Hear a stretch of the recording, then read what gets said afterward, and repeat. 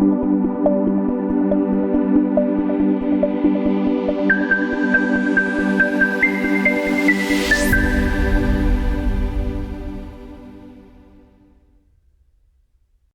student, welcome to my YouTube channel. This is the new course for the high school biology. High school के बच्चे जो इस समय lockdown में अपने स्कूल नहीं जा पा रहे हैं, अपनी पढ़ाई पूरी नहीं कर पा रहे हैं, उनके लिए ये लेक्चर बहुत ही हेल्पफुल होगा। ओके, तो हम बात करते हैं जो एनसीईआरटी का फर्स्ट चैप्टर है जिसका नाम है लाइफ प्रोसेस। लाइफ प्रोसेस में जितनी भी मेटाबॉलिक एक्टिविटीज़ होती हैं हमारी बॉडी की, अदर जितनी एक्टिविटीज़ होती हैं वो सभी आते हैं। जैसे हम बात करें न्यूट्रिशन की, रेस्पिरेशन की, डाइजेशन की, ये सभी एक्सक्रीशन की, ये सभी एक्टिविटीज आती हैं लाइफ प्रोसेस में। ओके, तो हम बात करते हैं। पहली बात आती है revision notes on the life process. ये क्या रिवीजन नोट्स होंगे, बहुत ही शॉर्ट में होंगे। तो पहली बात करेंगे all the process such as respiration, nutrition, circulation, excretion etcetera that are necessary for the survival of the living organism are known as the life process। जैसे हम बात करते हैं, हम रेस्पायर करते हैं, सांस लेते हैं, न्यूट्रिशन न्यूट्रिएंट्स हमें चाहिए अपनी बॉडी की जितनी भी एक्टिविटीज़ हैं। जैसे मान लीजिए हमें एटीपी चाहिए, एटीपी हमें न्यूट्रिएंट्स से मिलेगी। सर्कुलेशन, जो ऑक्सीजन का जो पूरी बॉडी में सर्कुलेशन होता है ब्लड के द्वारा होता है। एक्सक्रीशन, जो एक्सक्रीटा होता है एनिमल का, एक वेस्ट एक्सक्रीटा होता है जो अनडाइजेस्टेड फूड होता है, उसको भी बाहर निकालने के लिए जो प्रोसेस होती है उसे हम एक्सक्रीशन कहते हैं। तो ये सभी हमारे सर्वाइवल के लिए क्या होती हैं, बहुत ही इम्पॉर्टेंट होती हैं। पहले बात आती है न्यूट्रिशन। न्यूट्रिशन की अगर हम बात करें, the two most common type of nutrition are autotrophic nutrition and heterotrophic nutrition. अगर ऑटोट्रोपिक न्यूट्रिशन की बात करें तो ये ऑटोट्रोपिक न्यूट्रिशन ये प्लांट्स में होता है। प्लांट्स की बात करें तो वो क्या करते हैं, फोटोसिंथेसिस करते हैं, जिसे हम क्या कहते हैं, ऑटो। ऑटो मतलब सेल्फ, सेल्फ न्यूट्रिशन करते हैं। हेटेरोट्रोपिक ऐसे एनिमल या ऑर्गेनिज्म जो अपने फूड के लिए दूसरे एनिमल पे डिपेंडेंट हो। ओके, ऑटोट्रोपिक की बात करेंगे। ऑटोट्रोपिक क्या होता है, it is a type of nutrition in which inorganic material such as carbon dioxide is used up to synthesized organic food by process known as photosynthesis। Plant क्या करते हैं, जो CO2 होती है, H2O होता है, उसको मिलाकर क्या बनाते हैं, कार्बोहाइड्रेट्स बनाते हैं, जो वो फूड के रूप में लेते हैं। फॉर एग्जांपल, जैसे green plants use autotrophic mode of nutrition. जो ग्रीन प्लांट्स होते हैं ऑटोट्रोपिक मोड ऑफ न्यूट्रिशन उसमें होता है। Organism which uses autotrophic mode of nutrition are known as, क्या कहते हैं इसे, हम ऑटोट्रॉप्स कहते हैं। जो ऑटोट्रोपिक न्यूट्रिशन करते हैं उससे हम क्या कहते हैं, ऑटोट्रॉप्स कहते हैं। ओके, अब बात आती है, now the question arises how autotrophic nutrition occur in plants using photosynthesis. होता कैसे है, अब ये बात करते हैं हम।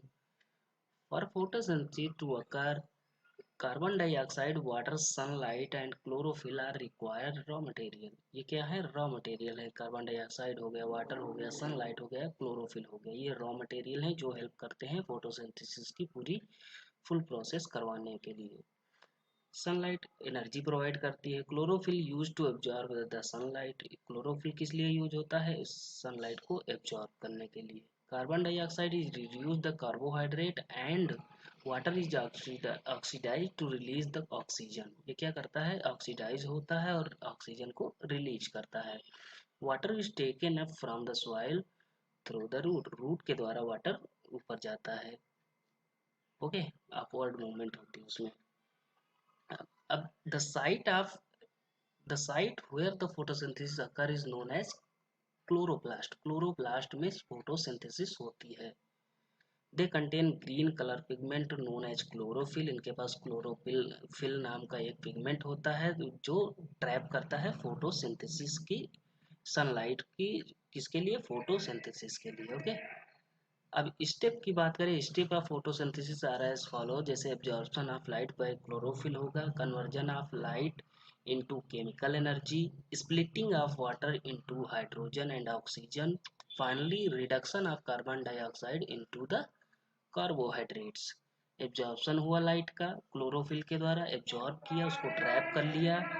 उसके बाद क्या होगा, कन्वर्जन ऑफ लाइट होगा into chemical energy, light energy को केमिकल एनर्जी में चेंज कर देंगे। फिर स्प्लिटिंग ऑफ वाटर इनटू, अब यहाँ क्या हुआ, conversion of light into chemical energy, light energy को केमिकल एनर्जी में चेंज कर दिया गया। उसके बाद वाटर किस में टूट गया, हाइड्रोजन और ऑक्सीजन में। Finally reduction of carbon dioxide का रिडक्शन हो गया और क्या बना दिया, कार्बोहाइड्रेट्स का फॉर्मेशन कर दिया।